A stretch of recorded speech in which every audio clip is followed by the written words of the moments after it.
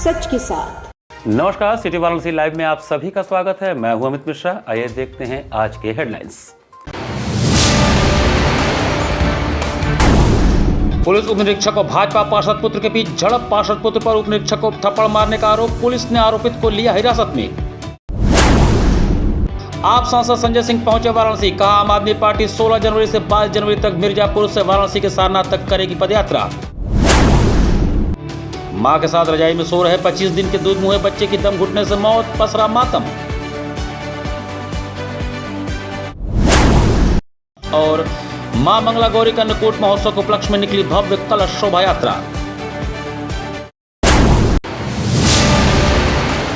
और अब समाचार विस्तार से। नव वर्ष के मौके पर यातायात एवं सुरक्षा व्यवस्था संभाल रही पुलिस टीम के साथ मणिकर्णिका द्वार पर एक युवक ने हाथापाई की, जिससे कुछ देर के लिए क्षेत्र में अफरा तफरी मच गई। नव वर्ष के मौके पर वाराणसी में सुरक्षा और यातायात व्यवस्था संभाल रही पुलिस टीम के साथ मारपीट का मामला सामने आया है। चौक थाना क्षेत्र में मणिकर्णिका द्वार के पास ड्यूटी कर रहे उप निरीक्षक अभिषेक त्रिपाठी के साथ हुकुलगंज क्षेत्र से भाजपा पार्षद ब्रिजेश श्रीवास्तव के बेटे हिमांशु श्रीवास्तव ने हाथापाई की। घटना चौक थाने से महज 50 मीटर की दूरी पर हुई। उप निरीक्षक की तहरीर पर चौक पुलिस ने तत्काल प्राथमिकी दर्ज करते हुए आरोपी युवक को गिरफ्तार कर लिया। घटना के बाद कुछ देर के लिए मौके पर तनाव की स्थिति बनी रही, लेकिन पुलिस ने स्थिति को नियंत्रित कर लिया। पुलिस के अनुसार नव वर्ष के अवसर पर लागू यातायात डायवर्जन व्यवस्था के तहत उप निरीक्षक अभिषेक त्रिपाठी की ड्यूटी मणिकर्णिका गली स्थित सतुआ बाबा आश्रम मार्ग पर लगाई गई थी। इसी दौरान घाट की ओर से बाइक पर सवार 3 युवक मौके पर पहुंचे और जबरन आगे जाने की जिद करने लगे। भीड़ अधिक होने के चलते पुलिसकर्मी ने कुछ देर रुकने के लिए कहा, जिससे एक युवक अचानक उत्तेजित हो गया और उप निरीक्षक को थप्पड़ मार दिया। दरोगा के साथ मारपीट होते देख मौके पर मौजूद लोगों ने युवक को पकड़ लिया और उसकी पिटाई शुरू कर दी। हालात बिगड़ते देख पुलिस ने हस्तक्षेप कर युवक को भीड़ से बचाया और हिरासत में ले लिया। इस दौरान इसके 2 साथी बाइक छोड़कर घाट की ओर फरार हो गए। बताया जा रहा है कि तीनों युवक किसी दाह संस्कार में शामिल होने के लिए मणिकर्णिका घाट आए थे। इस बात की खबर लगते ही घाट पर मौजूद भाजपा पार्षद व उनके समर्थक चौक थाने पहुंच गए और वहां घेराव कर दिया, लेकिन पुलिस ने उनकी एक न सुनी। रात भर पुलिस की हिरासत में रहने के बाद भाजपा पार्षद के बेटे की हालत सुबह तक नासाज हो गई, जिस पर उसे कबीरचौरा अस्पताल में भर्ती कराया गया, जहां उसके हालात को गंभीर बताते हुए उसे आईसीयू में दाखिल कराया गया। इस दौरान मौके पर उपस्थित भाजपा पार्षद ब्रिजेश श्रीवास्तव ने बताया कि उनका बेटा निर्दोष है, उसे जानबूझकर फंसाया जा रहा है। एक लकड़ी के ताल के पास पहुंचे और वहाँ बोले कि ये तो जिंदगी खराब कर देंगे। इसने कहा कि अंकल भीड़ में से आपने भीड़ में से हमको बचाया है, हमारी जान बचाया है। 7 तारीख को हमारी परीक्षा है अंकल, 7 तारीख को हमारी परीक्षा है, नौकरी की परीक्षा दे रहे हैं अंकल। हम आपको हाथ जोड़ना है कि देखिए हम आपको हाथ नहीं चलाए हैं, लेकिन अपने बचाव में जो लोग हमको मार रहे थे, अगर हाथ पर लग गया हो तो आपसे क्षमा करते हैं। आपके वर्तमान में आपके सरकार है, क्या हुआ पुलिस के बाद? आप कोई मंत्री विधायक कोई किसी के पास संपर्क किया? देखिए, हम कल सबको अवगत कराए थे और हमें बताया गया कि बात हो रही है, कुछ नहीं होगा, बात हो रही है, दरगाह से बात हो जाएगी, बात होगा। दरगाह क्योंकि चौकी इंचार्ज रिजिट है, FIR कराएंगे। अगर बात हो गई है, जबरी पुलिस ले जाएंगे तो क्या करेंगे? धरना देंगे, बैठेंगे यहीं पे। हम नहीं जानते। देखिए, अभी मेरा बेटा आप देख सकते हैं, अभी है बीमार है, उसका इलाज चलना बाकी है। अगर कुछ हो जाएगा तो जिम्मेदारी कौन लेगा उसका? एक तो कल मेरे बेटे को लोग मारे हैं। दुर्गा जी यहाँ से अपना भीड़ हटवा रहे थे, एक युवक लड़का था, हम लोग की उम्र का, सावले का। तो यहाँ से दुर्गा जी गली चलेगा, भीड़ ज्यादा है, तो तू मैं करने लगा। तो दुर्गा जी खाली से कहीं चले जा बेटा, उधर से जगह नहीं है, उतने उसने थप्पड़ चला दिया दुर्गा जी के ऊपर। उतने में अपराध थपड़ी यहाँ मच गया। अच्छा, जाम लगा था, दुर्गा जी हटा रहे थे भीड़, इधर उधर चक्कर भैया, तब तक वो हाथ छोड़ दिए दुर्गा जी के ऊपर और बदतमीजी बात करने लगे। दुर्गा जी हाथ भी जोड़ रहे हैं कि इधर से जाइए, तभी वो प्रेशर कर रहे हैं, नहीं हम इधर से जाएंगे। सभासद के लड़के हैं तो ये के लड़के हैं माफिया, अभी समझा देंगे और बात समझा देंगे। दुर्गा जी तो हाथ छोड़ दिया, दुर्गा जी पकड़ के लेके गए। सर्किट हाउस में आयोजित पत्रकार वार्ता में आम आदमी पार्टी के राज्यसभा सांसद संजय सिंह ने आगामी पदयात्रा के बारे में जानकारी दी। आम आदमी पार्टी के राज्यसभा सांसद संजय सिंह ने वाराणसी के सर्किट हाउस में आयोजित पत्रकार वार्ता में अपने आगामी पदयात्रा की जानकारी दी। उन्होंने बताया कि आम आदमी पार्टी की यह पदयात्रा 16 जनवरी से 22 जनवरी तक मिर्जापुर से वाराणसी के सारनाथ तक निकाली जाएगी। यह पदयात्रा 3 चरणों में आयोजित की जा रही है, जिसका तीसरा चरण मिर्जापुर से शुरू होकर वाराणसी पहुंचेगा। संजय सिंह ने कहा कि इस पदयात्रा का मुख्य उद्देश्य बेरोजगारी और सामाजिक न्याय के मुद्दों को लेकर जनता को जागरूक करना है। बीजेपी नेताओं का अहंकार बहुत चरम पर पहुंच गया है। उनके अहंकार का आलम यह है कि इंदौर में 10 लोग गंदा पानी पी के मर गए, तो एक नेताजी हैं विजय वर्गीय जी, वो कहते हैं घंटा फर्क नहीं पड़ता। कह रहे फोकट की बात कर रहा है।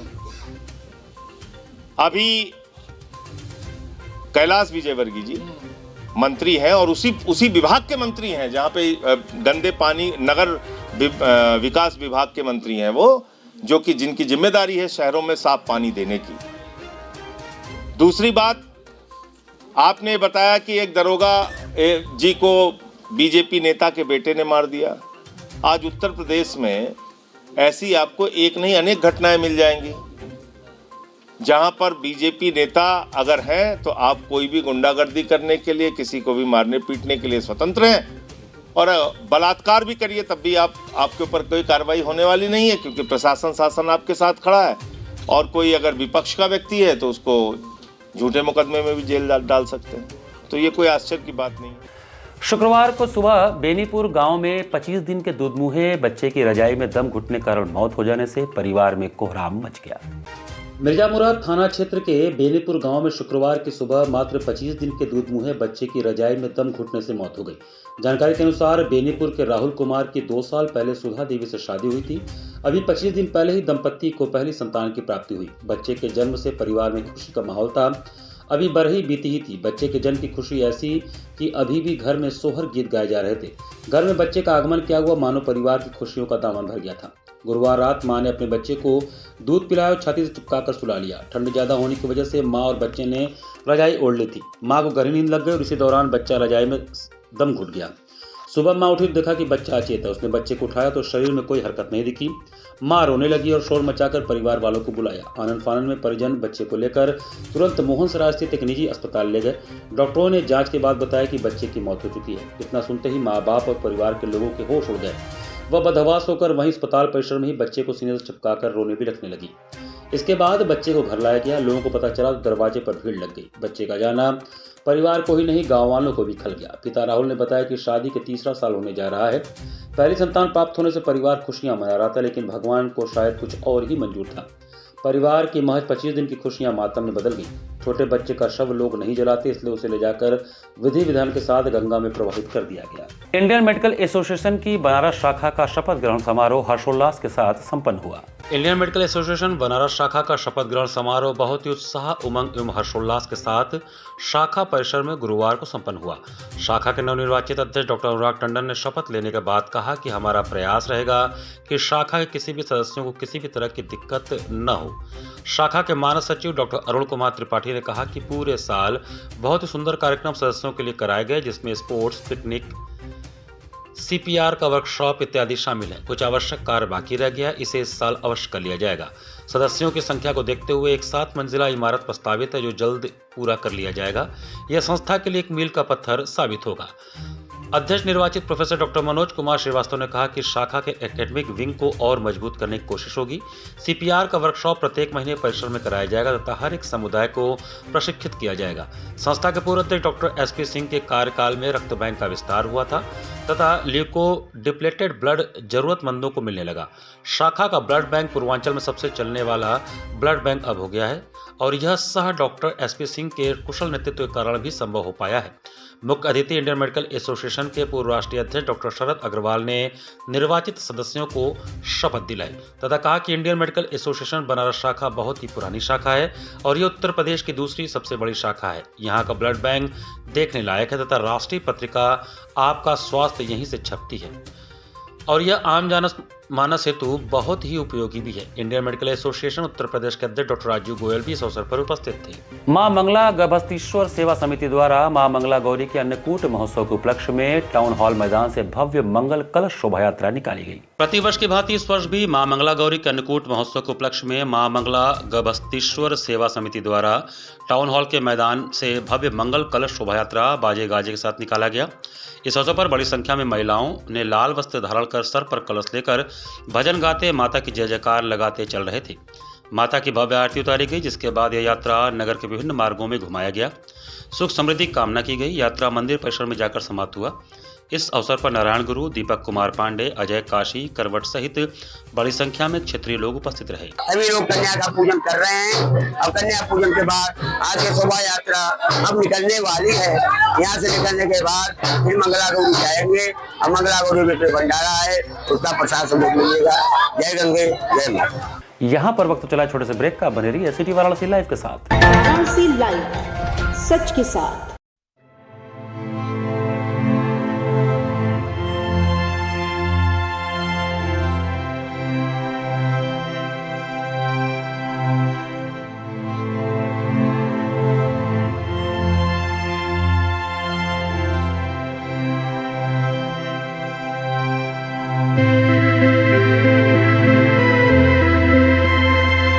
वाराणसी लाइव, सच के साथ।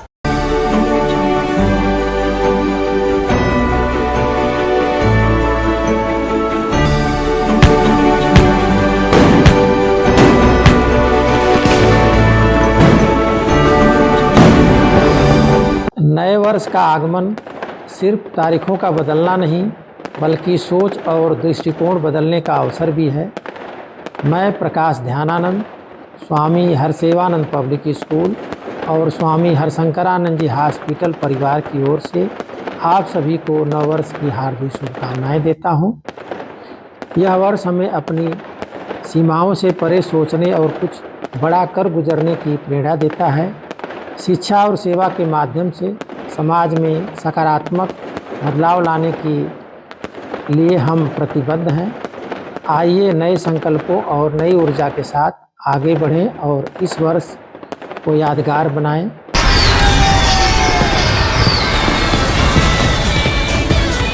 नव वर्ष की शुभकामनाएं सभी बच्चों को, सभी अभिभावकों को, सभी काशी के नागरिकों को। हमारा बनारस, जिसके ऊपर हम गर्व करते हैं, निरंतर विकास की दौड़ में हर वर्ष आगे बढ़ता जा रहा है और नई नई चीज़ें हो रही हैं, नए नए फ्लाईओवर्स, नए नए हमारे स्मार्ट सिटी के अंदर।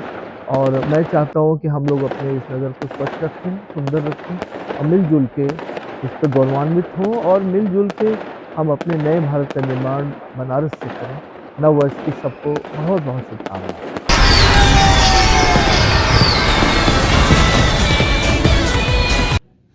सभी काशीवासियों को मेरा नमस्कार।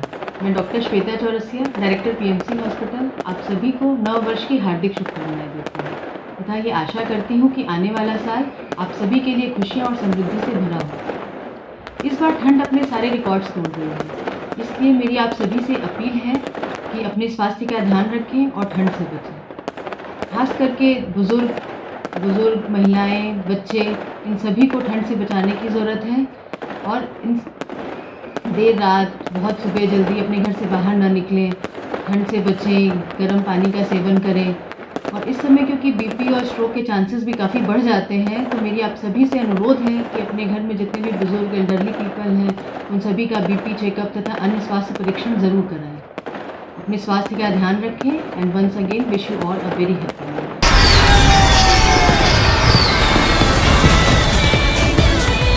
नमस्कार, मैं डॉक्टर संजय चौरसिया, वरिष्ठ शिशु एवं बाल रोग विशेषज्ञ एवं director PMC hospital Ravindrapuri, Varanasi. आप सभी देशवासियों को नव वर्ष की ढेर सारी शुभकामनाएं देता हूं तथा साथ ही मैं सभी के अच्छे स्वास्थ्य की कामना करता हूं। आइए हम सभी विकसित भारत के सपने को पूर्ण करें। उससे पहले हम अपने अपने स्वास्थ्य को लेकर जागरूक हों, एक अच्छी जीवन शैली अपनाएं, अच्छा खान पान अपनाएं, नियमित रूप से व्यायाम करें, खुद का देखभाल करें, अपने बच्चों बुजुर्गों का देखभाल करें। सभी सचेत रहें, स्वस्थ रहें।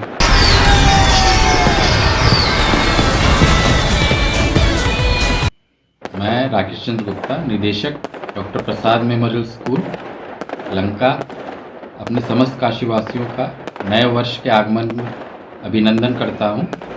साथ ही अपने विद्यालय परिवार, शिक्षक शिक्षिकाओं एवं अन्य स्टाफ को मैं नए वर्ष के आगमन पर बधाई देता हूं और आशा करता हूं कि ये नया वर्ष हम सब के लिए मंगलमय होगा और इस मंगलमय बनाने के लिए हम सबको अपनी भागीदारी सुनिश्चित करनी होगी, जिससे कि अपना देश आगे बढ़े, पूरे देश का विकास हो।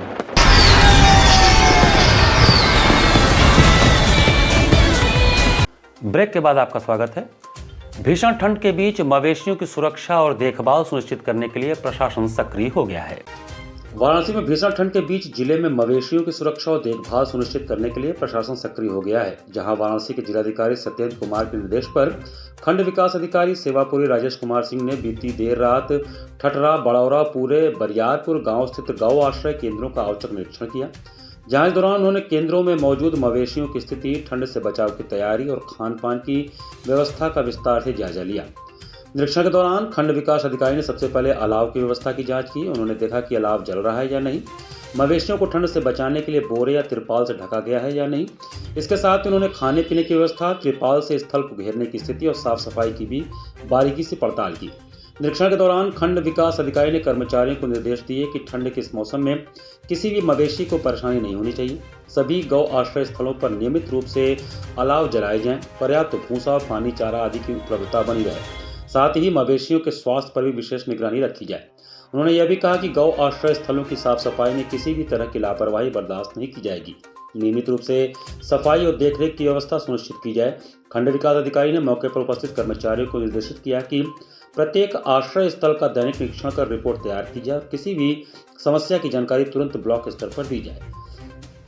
इस दौरान खंड विकास अधिकारी ने कहा कि शासन की मंशा है कि जिले के सभी गौ आश्रय केंद्रों में मवेशियों को ठंड से राहत मिले और उन्हें समुचित देखभाल मिल सके। उन्होंने संबंधित कर्मचारियों को चेतावनी दी कि यदि किसी भी केंद्र पर लापरवाही पाई गई तो कार्रवाई तय होगी। जिलाधिकारी महोदय का निर्देश था कि गौशालाओं का औचक निरीक्षण किया जाए, तो रात में हम लोग सूचना मिली और तुरंत हम लोग गौशालाओं का निरीक्षण किए, जिसमें ठठरा, पूरे बरियार, बड़ौरा का निरीक्षण किया गया और ये देखा गया कि इस शीत में जो शीतलहर चल रही है, इसमें उनको बोरे कब पहनाए गए हैं कि नहीं पहनाए गए हैं, अलाव प्रॉपर जल रहा है कि नहीं जल रहा है और उनको तिरपाल लगाया गया कि नहीं लगाया गया है, ये सब सारी व्यवस्थाओं को जांचने के लिए हम लोग रात को गए थे। श्रीमद जगतगुरु रामानंदाचार्य जी के 726वें प्राकट्य महोत्सव के अवसर पर श्री राम जानकी मंदिर में 9 दिवसीय श्री राम कथा का भव्य शुभारंभ हुआ। गुरुधाम स्थित श्री राम जानकी मंदिर में श्रीमद जगतगुरु रामानंदाचार्य जी की 726वीं प्राकट्य महोत्सव के अवसर पर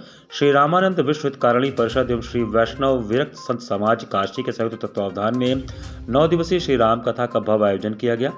गणेश वंदना के साथ प्रारंभ हुए श्री राम कथा के कथावाचक श्रीमद जगतगुरु काशी पीठाधीश्वर स्वामी डॉक्टर राम कमलाचार्य वेदांती जी महाराज ने श्री राम कथा के श्रवण के महात्म्य का वर्णन किया। आज भगवान मर्यादा पुरुषोत्तम राम जी की कथा प्रारंभ हुई है, जिसमें मंगलाचरण करने के उपरांत श्री रामचरितमानस जी की भूमिका, जो कि ब्रह्मा जी ने प्रथम यज्ञ प्रयागराज में किया था, कथा का उद्गम स्थल महर्षि भारद्वाज जी के माध्यम से जो है कथा प्रारूप है, राम जी के संपूर्ण जीवन यात्रा प्रसंग का वर्णन किया। इस अवसर पर संत सम्मेलन, विद्वत सम्मेलन, कवि सम्मेलन तथा संस्कृत छात्रों की उपस्थिति रही। आज भव्य दिव्य वैदिक मंगलाचरण होते हुए ठाकुर जी का अभिषेक करने के उपरांत में रामानंदाचार्य की चरण पादुका का पूजन करने के उपरांत आज परम पूज्य सदगुरुदेव भगवान के मुखारविंद से दिव्य श्री रामानंदाचार्य जयंती महोत्सव के उपलक्ष्य में आज श्री राम कथा का शुभारंभ हुआ है और भारी से भारी संख्या में लोग आके यहाँ पर कथा का लाभ ले रहे हैं।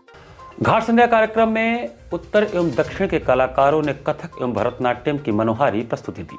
मां गंगा के पावन तट पर नववर्ष की संध्या में उत्तर एवं दक्षिण के कलाकारों के माध्यम से पदलय, ताल, अंग संचालन एवं घुंघरुओं की झनकार की गूंजी एवं उत्तर एवं दक्षिण के नृत्य का संगम प्रवाहित हुआ। जिला प्रशासन के अभिनव पहल पर सुबह बनारस के अंतर्गत घाट संध्या कार्यक्रम के प्रथम चरण में कोलकाता से पधारे अंतर्राष्ट्रीय स्तर के विख्यात गुरु विशाल दत्ता एवं उनकी शिष्याओं अरित्रिता श्याम चौधरी, ईशिता मंडल, स्मरणिका राय ने उत्तर भारत के प्रसिद्ध कथक नृत्य का शुभारंभ। शिवान ताल के पवित्र चक्र एक ऐसा नृत्य प्रवास है जो अपनी आरंभिक प्रार्थना से लेकर अंतिम मंगलाचरण तक भगवान शिव की दिव्यता में डूबा हुआ है। एकल एवं समूह दोनों ही रूपों की ऊर्जाओं से सज्जित प्रस्तुति शिव स्तुति से आरंभ होती है और शिवानंद के भाव में ही पूर्ण होती है। द्वितीय चरण में बेंगलुरु से पधारी अंतर्राष्ट्रीय युवा कलाकार तेजस्विनी बालाजी भादुड़ी ने दक्षिण भारत के तमिल राज्य के प्रसिद्ध नृत्य विधा भरतनाट्यम की प्रस्तुति का शुभारंभ महादेव शिव शंभु, एक शक्तिशाली और भक्ति में नृत्य रचना जो भगवान शिव की अनंत ऊर्जा, करुणा और आध्यात्मिक शांति का उत्सव नृत्य के माध्यम से प्रस्तुत किया। तत्पश्चात प्रदोष समयादि पर शिव तांडव, एक ऐसी नृत्य रचना जो भगवान शिव के अद्भुत दिव्य और ब्रह्मांडीय नृत्य का उत्सव प्रस्तुत किया गया। समस्त कलाकारों ने पद, लय, ताल, अंग संचालन एवं भावपूर्ण मुद्राओं के माध्यम से दर्शकों के हृदय को मंत्रमुग्ध किया। कलाकारों को प्रमाण पत्र एवं आशीर्वचन विदुषी कावेरी भादुड़ी, श्री अमल मुखोपाध्याय, श्री विभाष भादुड़ी ने प्रदान किया। धन्यवाद ज्ञापन श्याम कुमार केसरी ने किया। कार्यक्रम का संयोजन सुबह बनास के सचिव एवं संस्थापक डॉक्टर रत्नेश वर्मा ने किया है। कार्यक्रम का सफल संचालन सीमा केसरी ने किया। इस अवसर पर मोहित भादुड़ी, विवेक भादुड़ी सहित भारी संख्या में दर्शकगण उपस्थित रहे।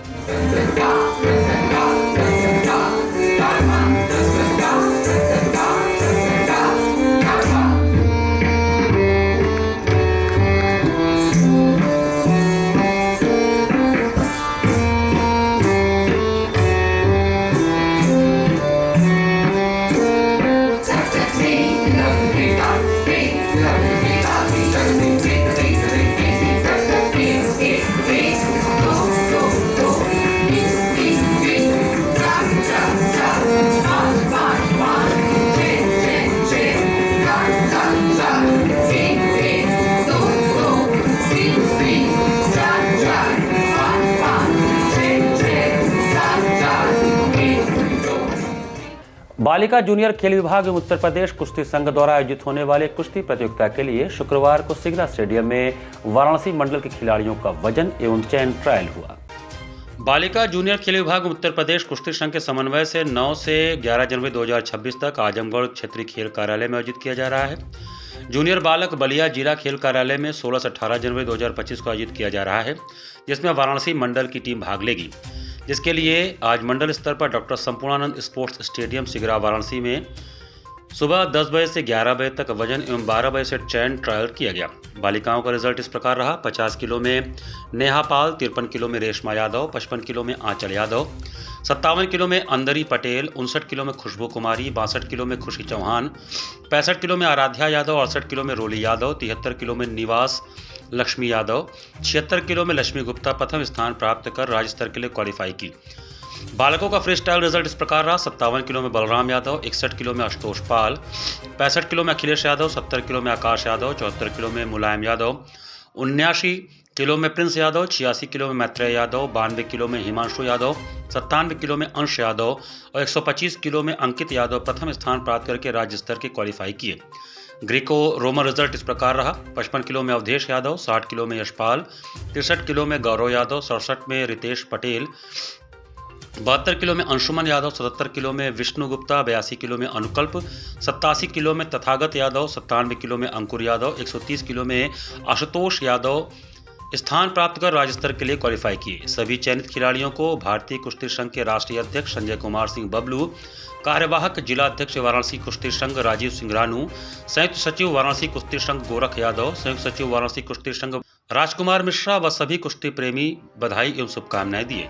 खेल विभाग और उत्तर प्रदेश कुश्ती संघ के समन्वय से जूनियर बालक बालिकाओं का मंडल स्तरीय चयन ट्रायल है। जो बच्चे यहाँ सेलेक्ट होंगे वो बालिकाओं का आजमगढ़ में स्टेट चैंपियनशिप हो रहा है, उसमें प्रतिभाग करेंगी बालिकाएं, और बलिया में जो है बालकों का चैंपियनशिप हो रहा है, उसमें प्रतिभाग करेंगी। तो जो बालिकाओं का है 9 से 11 आजमगढ़ में है और 16 से 18 बलिया में बालकों का है। कितने खिलाड़ियों का चयन होना है इसमें? बालकों में जो है 20 बच्चों का होगा, 10 गिरको रोमन में और 10 फ्री स्टाइल में। बालिकाओं का 10 है, 10 वजन होता है, वो 10 बालिकाएं होंगी। टोटल 30 खिलाड़ी। Uttar Pradesh under 14 T10 tennis ball cricket team का मनोबल बढ़ाने के लिए योगी युवा वाहिनी के राष्ट्रीय अध्यक्ष डॉक्टर अनुराग कुमार सिंह ने बिरला मैदान का दौरा किया। योगी युवा वाहिनी के राष्ट्रीय अध्यक्ष डॉक्टर अनुराग कुमार सिंह ने Uttar Pradesh under 14 T10 tennis ball cricket team का मनोबल बढ़ाने के लिए वाराणसी स्थित बिरला ग्राउंड का दौरा किया। इस दौरान उन्होंने खिलाड़ियों से मुलाकात कर उनका उत्साहवर्धन किया और कहा कि खेलेगा उत्तर प्रदेश तभी जीतेगा अपना प्रदेश। उन्होंने प्रदेश की टीम को आगामी राष्ट्रीय प्रतियोगिता के लिए शुभकामनाएं दी और घोषणा की कि अगर हमारी टीम जीतेगी तो 51,000 का नगद पुरस्कार और अन्य उपहार भी दिया जाएगा। उल्लेखनीय है कि Varanasi T10 tennis ball cricket association of India के तत्वावधान में T10 tennis ball cricket national tournament का आयोजन उत्तराखंड के रुद्रपुर में किया जा रहा है।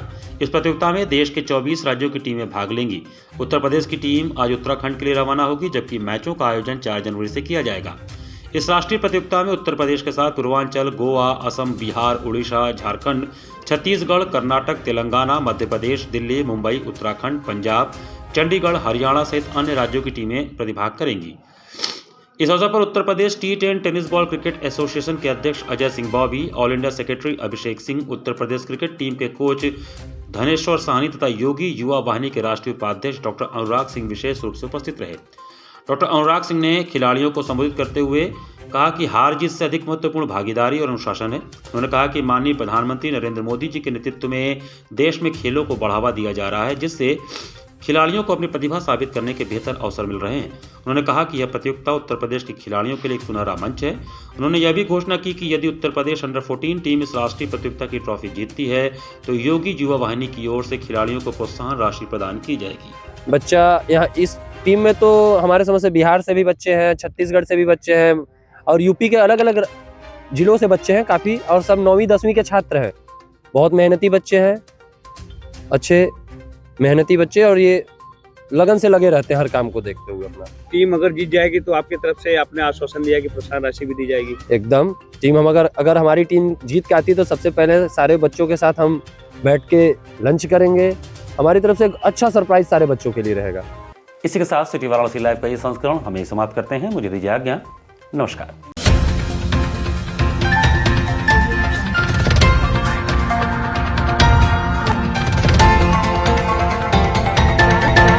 लाइव सच के साथ।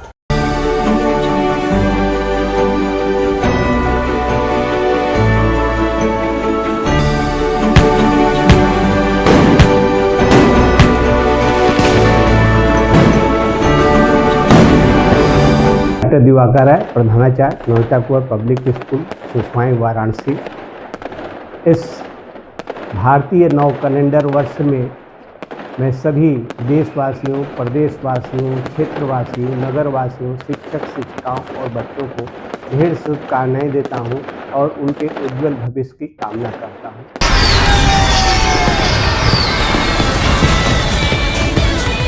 जी नमस्कार, मेरा नाम ममता है। नई सुबह एक उम्मीद सामाजिक संस्था की अध्यक्ष हूँ और जैसा कि सभी को पता है कि हमारा नूतन वर्ष है कल, और इस अंग्रेजी नूतन वर्ष में सभी देशवासियों को, काशीवासियों को, सभी लोगों को हार्दिक शुभकामनाएं, और ईश्वर करे, माँ दुर्गा करे कि आप सभी का पूरा साल जो आने वाला है वो भी अच्छे से गुजरे, और उम्मीद करती हूँ कि जो भी गुजरा है वो भी अच्छे से ही होगा। और साथ में कड़ाके की ठंड भी शुरू है, तो ऐसे में जो लोग भी हैं, मैं सामाजिक संस्था चलाती हूँ इसलिए उम्मीद करती हूँ कि जिनके पास अगर गर्म कपड़े कुछ ज़्यादा हैं तो वो गरीब लोगों को भी वितरण करें और लोगों का सहयोग करने के लिए भी आगे आएँ, क्योंकि कहीं न कहीं ठंड के कड़ाके में हम लोगों की आवश्यकता लोगों के बीच में भी है, लोगों की सहयोग के लिए भी है। तो यही उम्मीद करती हूँ और सभी लोगों को हैप्पी न्यू ईयर, ढेर सारी शुभकामनाएँ। जय हिंद, जय भारत।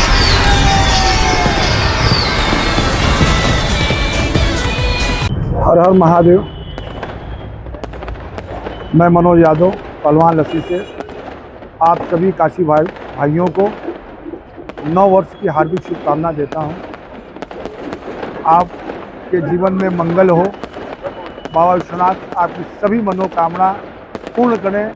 आप स्वस्थ रहें, मस्त रहें। नमः पार्वती पतये, हर हर महादेव। नव वर्ष मंगलमय।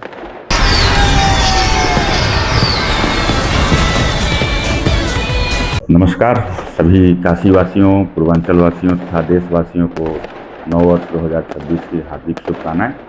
सब लोग सकुशल रहें, स्वस्थ रहें, बीमारियों से दूर रहें, ये हमारी शुभकामना है। इस साल ठंडी बहुत ज़्यादा पड़ रही है, तो ठंडी के कारण लोगों को होने वाली दिक्कतों में भी बढ़ावा हुआ है। तो बुजुर्गों को बहुत ज़्यादा परेशानी देखने को मिल रही है, इसलिए हमारी सलाह है कि ठंडी से बचें, जितना हो सके गर्म कपड़े पहन के रहें, ठंड से एक्सपोजर से बचें। बुजुर्गों को खास करके ठंड से बचाएं, क्योंकि ठंड के समय में फेफड़ों की नसों में सिकुड़न होती है, शरीर की नसों में सिकुड़न होने के कारण स्ट्रोक की समस्या, मतलब लकवा की समस्या, हृदयाघात की समस्या, जिसको सांस में पहले से दिक्कत है, दमा की समस्या में वृद्धि, ये सब देखी जाती है। इसी वजह से बुजुर्गों में इस समय मृत्यु दर भी, जो पहले से कुछ बीमारी से परेशान है, मृत्यु दर ज़्यादा देखा जाता है। इसलिए इनसे बचें और सब लोग स्वस्थ रहें।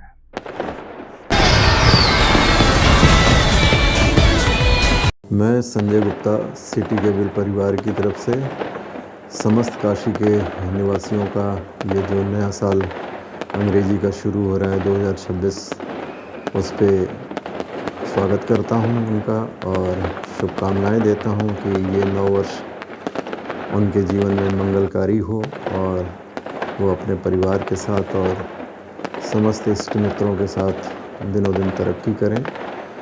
नए साल की ढेर सारी शुभकामनाएं, बधाई, बहुत बहुत धन्यवाद।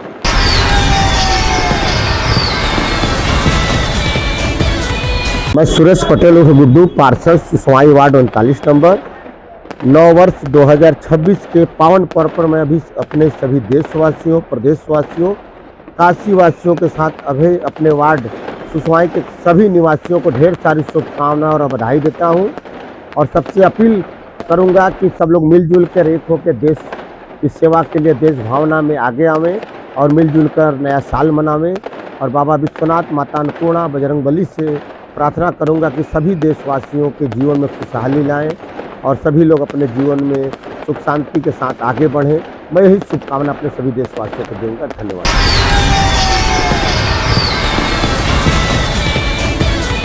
क्रिसमस शुभ पर्व का बधाई और शुभकामनाएं हम सबको देते हैं और काशी में शांति ज़्यादा से ज़्यादा बनी रहे, इसके लिए हम प्रार्थना करते हैं और सबके जीवन में ईश्वर का कृपा और ईश्वर का आशीर्वाद बने रहे।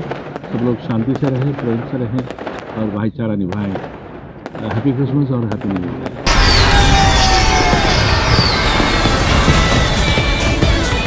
हमारे देश में सुख शांति रहे और हर एक जो हमारे सैनिक हैं, खासतौर से मैं इस समय अपने आर्म्ड फोर्सेस के लिए प्रार्थना करना चाहता हूं, उनके लिए धन्यवाद देना चाहता हूं कि वो लोग ठंडे में, गर्म में और हर विपरीत परिस्थितियों में हमारी देश की रक्षा करते हैं, हमारी रक्षा करते हैं। परमेश्वर उनको भी सुरक्षित रखे।